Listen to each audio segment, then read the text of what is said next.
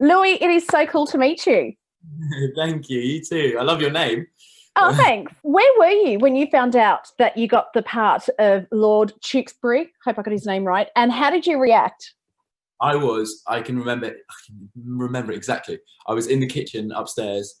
My mum looked at her phone. She went, I was about to leave to go and sit an exam at school, and I'd been waiting for this moment, even like just to hear from them. Like even if it was bad, at least I know. Okay, at least I don't have that feeling of anxiety every day. But it was incredible. I was in my kitchen and I ran upstairs and jumped up and down like 20 times. It was crazy. Yeah, and then I went off to sit this exam and couldn't focus because my mind was just completely wrapped up in this. I was going to say, how did you do in the exam? It was the worst exam I took. I took exams and that was my worst mark. But I did okay. I did pretty well. And that's okay, because the outcome was a role in Enola Holmes. So I think you'll be forgiven for that. But I've heard Millie Bobby Brown say about your time on set that you'd had a lot of laughs, you'd sometimes annoy each other, and there were lots of pranks. Who had the best prank, and did you ever take it too far?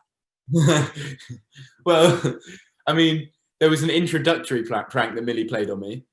I got into set and I thought my trailer had been vandalized. I walked in and there was like someone had scribbled in lipstick on my mirror. Like it was a sweet message, but I first saw it, I was like, what? Someone's been in here. Like, everything's a bit messy. And she'd written like, "Happy first day, Tewkesbury, XOX." Or something. It was like, wow, on my mirror, I have a photo of it. But it was like, okay, nice. She scribbled on my call sheet as well, which was, I think that sort of set the tone for the rest of the shoot. But yeah, that was a good one. So it was a bit of fun, but also quite serious as well. It was, yes, definitely. There was both. There's so many great lines in this film. Like I could recite so many back at you, and they all come from Enola's mum, who's played brilliantly by Helena Bonham Carter. And there's one of them where she says, "You have to make noise if you want to be heard."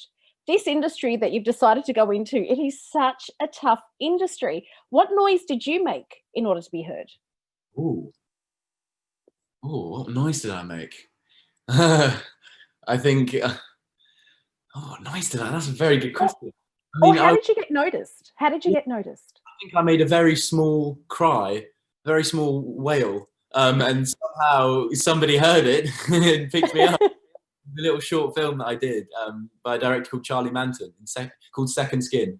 And my agent, who's with me now, saw it. And I don't think many people saw the film and thought, "We'd love to represent you," which, I mean, I'm eternally indebted to him for, because to take a chance on someone like that is pretty big. And I mean, I'm glad he did, because I've got this, got where I am. Yeah, not only do you have this, but you started off the year in such a fabulous way. You made it to Tatler's Brits in Hollywood 2020. When you see your name in amongst other people's names and on a magazine where it sort of has credence, how do you feel? It really does. I mean, I feel it does not feel real. Probably less real for my Latin teacher, who was flicking through Tatler and saw the name of one of her students. It's like crazy. I don't think she knew I did acting, so that must have been really weird. But it's completely surreal, and I'm trying not to become too wrapped up in it all. It's very easy to, very easy to. But yeah, I'm still at school, so I have.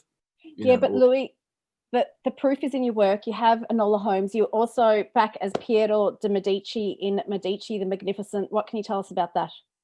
That was 4 months filming in Tuscany and Rome in Italy for this amazing, dramatic, dark TV series on Netflix called Medici, where I play the son of Lorenzo de Medici, who basically goes on this downfall. And it was so fun to film, and I fell in love with Italy and the culture, the food, the clothes, the people, the language. I mean, it's crazy.